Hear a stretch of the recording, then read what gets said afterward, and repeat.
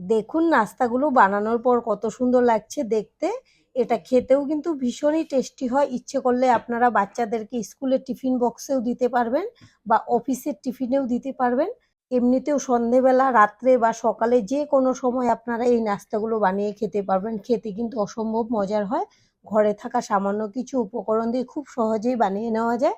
আশা করছি আপনারা যদি এভাবে বানান আপনাদের ভীষণ ভালো লাগবে। নমস্কার বন্ধুরা, আজকে আমরা চালের গুঁড়ি আর কিছু সবজি দিয়ে খুবই হেলদি একটা নাস্তা বানাবো, যেটা বাচ্চা থেকে বড় সকলেই ভীষণ পছন্দ করবে। তাহলে আসুন দেখে নিই আজকে রেসিপি। সবার প্রথমে নিয়েছি 1 কাপ শুকনো চালের গুঁড়ি। এখন একটা বাটিতে ছাঁকনি নিয়ে নিলাম। এবার আমি চালের গুঁড়িটাকে ভালো করে চেলে নেব।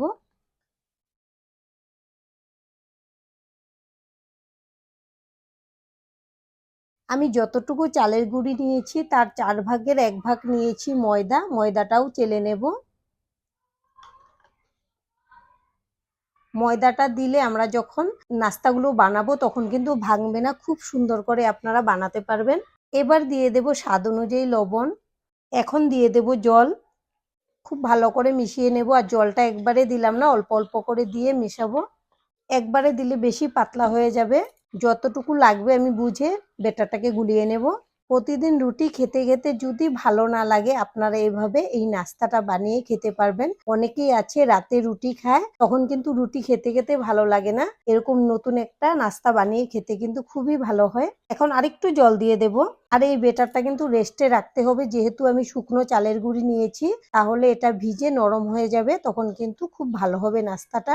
এখন আমি খুব ভালো করে মিশিয়ে নিচ্ছি, যেন এর মধ্যে কোনো গুটি বা দলা না থাকে। এখন ঢেকে রেখে দেব 15 মিনিটের জন্য।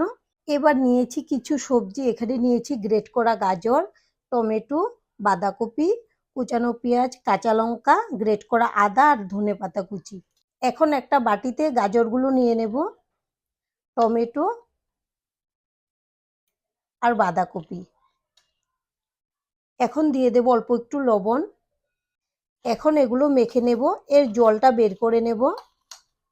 এখনকার বাচ্চারা তো সবজি মুখেই তুলতে চায় না, কিন্তু আপনারা যদি এই নাস্তাটা এভাবে সবজি দিয়ে বানিয়ে দেন, ওরা কিন্তু আঙ্গুল চেটে পুটে খেয়ে নেবে, এতটাই টেস্টি হয় এই নাস্তা। এখন এটা আমি মেখে রেখে দেব 5 মিনিটের জন্য। এর মধ্যে যে জলটা আছে এটা বেরিয়ে যাবে। 5 মিনিট পর দেখুন সবজিগুলো অনেকটাই সফট হয়ে গেছে আর কতগুলো জল বের হচ্ছে। এখন আমি এই সবজিগুলো এভাবে জলটাকে চিপে নেব।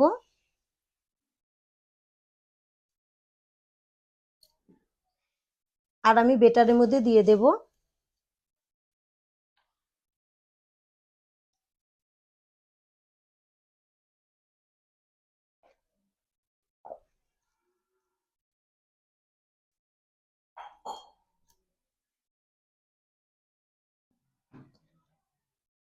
দেখুন সবগুলো সবজি উঠানোর পরে কতগুলো জল বেরিয়েছে। এই জলটা সহ যদি আমি বেটারে দিয়ে দিতাম সবজিগুলো, তাহলে কিন্তু নাস্তাটা ভালো হতো না।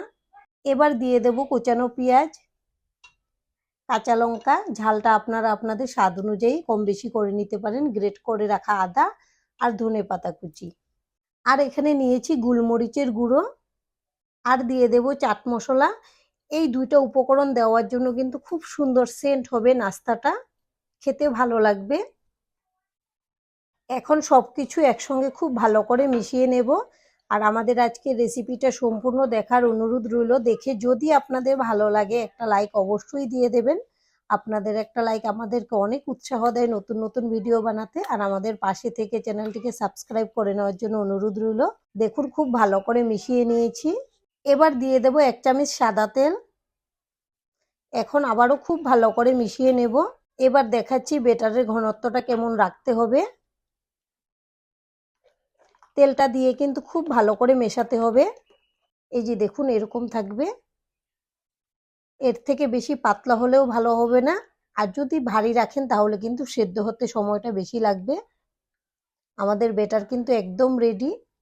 এবার গ্যাসে একটা প্যান বসিয়েছি আর সাদা তেল লাগিয়ে নিয়েছি প্যানের মধ্যে। খুব ভালো করে তেল দিয়ে প্যানটাকে খুব ভালো করে গরম করে নিয়েছি। এবার গ্যাসের ফ্লেমটা আমি লো টু মিডিয়ামে রেখেছি। আর যখনই নাস্তাগুলো বানাবেন এভাবে একটু হাতা দিয়ে খুব ভালো করে নেড়ে নিতে হবে, না হলে কিন্তু এক জায়গায় বসে আছে। এই যে আমি 1 হাতা বেটার নিয়ে নিলাম। এবার দিয়ে দেব, এভাবে একটু ছড়িয়ে দেব।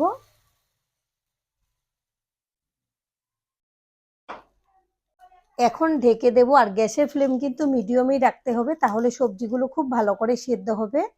5 মিনিট পর ঢাকনাটা খুলে নেব। দেখুন উপরটা কিন্তু খুব সুন্দর করে সেদ্ধ হয়ে গেছে। এখন আমি দিয়ে দেব অল্প একটু তেল। তেলটা আবার না দিলে খেতে ভালো লাগবে না, 2 সাইড থেকেই যেন তেলটা পড়ে, তাহলে কিন্তু ভালো লাগবে খেতে। আমি উপর থেকে ব্রাশ করে দিচ্ছি। এখন উল্টে দেব।